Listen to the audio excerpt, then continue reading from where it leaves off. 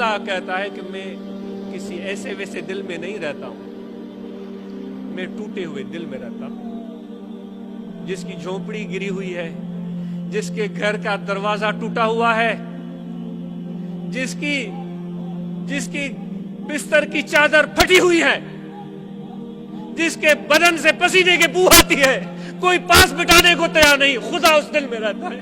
یہ اس کی پسند ہے۔ کون چیلنج کر سکتا ہے میرے رب کو؟ ہے کس میں ہمت؟ یہ اس کی پسند ہے اور میرے نبی کی پسند ہے۔ اے میرے پروردگار، مجھے مسکین بنا دے۔ اللہم احینی مسکینہ۔ بھائی تمہاری پسند تمہارے ساتھ، میری نبی کی پسند بھی سن لو، میرے آقا کی پسند۔ اللہم احینی مسکینہ، مجھے مسکینوں میں سے زندہ رکھ۔ وہ اب اتنی مسکینہ، جب میں دنیا سے جاؤں تو بھی مسکینوں کے ساتھ رہوں۔ آپ پیچھے بیٹھے ہوئے ہیں، آپ کو یہاں شاید وی آئی پی پاس بھی نہیں ملا ہوگا، یہ تو انتظامات ہیں منتظمین کے، لیکن خدا کا انتظام کچھ اور ہوتا ہے۔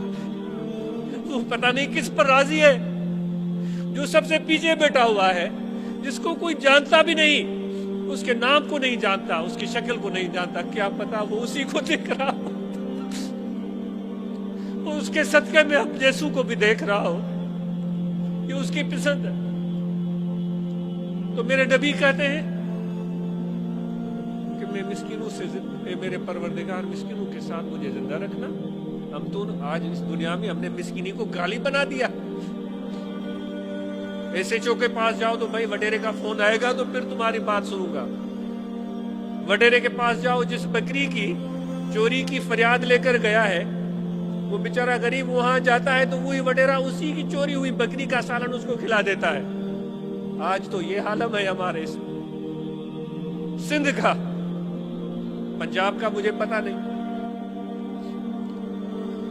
کوئی اس کو نہیں پوچھتا۔ وڈیرے کی فون آ جائے ایسے چوکا، حاضر حاضر، لبیک لبیک، غریب کو کوئی نہیں پوچھتا۔ غمگین نہ ہو، غمگین نہ ہو، 39 راتیں چور کی ہوتی ہیں، ایک رات ہو کر رہے گی آپ کی۔ خدا تمہارے ساتھ ہے غریبوں، اے مسکینوں، خدا تمہارے ساتھ ہے، اس کا پیار تمہارے ساتھ ہے۔ کبھی نہیں گھبرانا، کبھی فکر نہ کرنا، بس میرے نبی کے ورثے میں ہاتھ ڈال کے رکھنا۔ میرے نبی نے تمہارے لیے ورثہ چھوڑا ہے، وہ علم ہے، وہ علم ہے، وہ علم ہے۔ کبھی بھی اپنے بچوں کو اس علم سے محروم نہ کرنا۔ کوئی وڈیرا، کوئی زمیندار، کوئی ایسے جو تمہارا بال بھیگا نہیں کر سکتا۔ تو میرے نبی نے کیا کہا؟ اے پروردگار، مجھے مسکینوں کے ساتھ زندہ رکھنا، مجھے وفات کے وقت میں مجھے مسکینوں میں، اور قیامت کے دن بھی مجھے مسکینوں کی جماعت میں رکھنا۔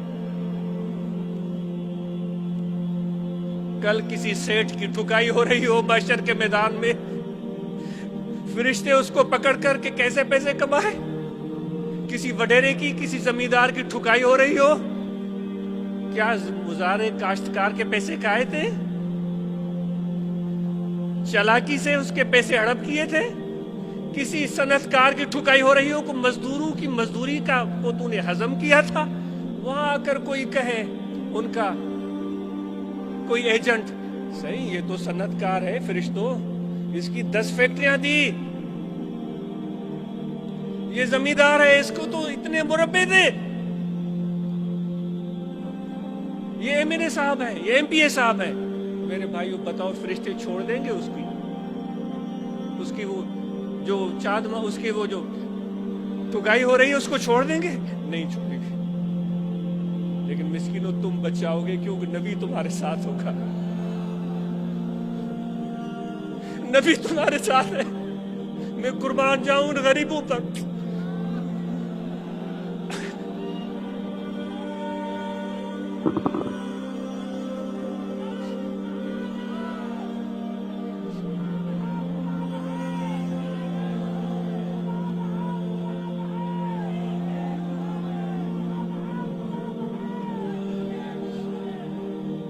تو حضور نے فرمایا کہ میں غریبوں کی جماعت میں رہوں گا.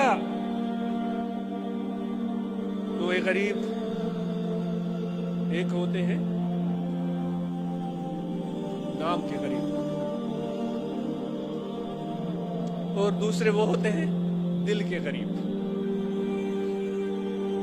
دولت مند ہونے کے باوجود ان کے دل میں جب درد ہو تو وہ دل اس کا غریب جیسا ہے. جب وہ اچھے کپڑے پہنے تو اس کو شرم آئے کہ میں اتنے اچھے کپڑے پہن رہا ہوں، کوئی ایسا بھی میرے پڑوس میں بستا ہے جس کو پہننے کے لیے پوری قمیص بھی نہیں ہے.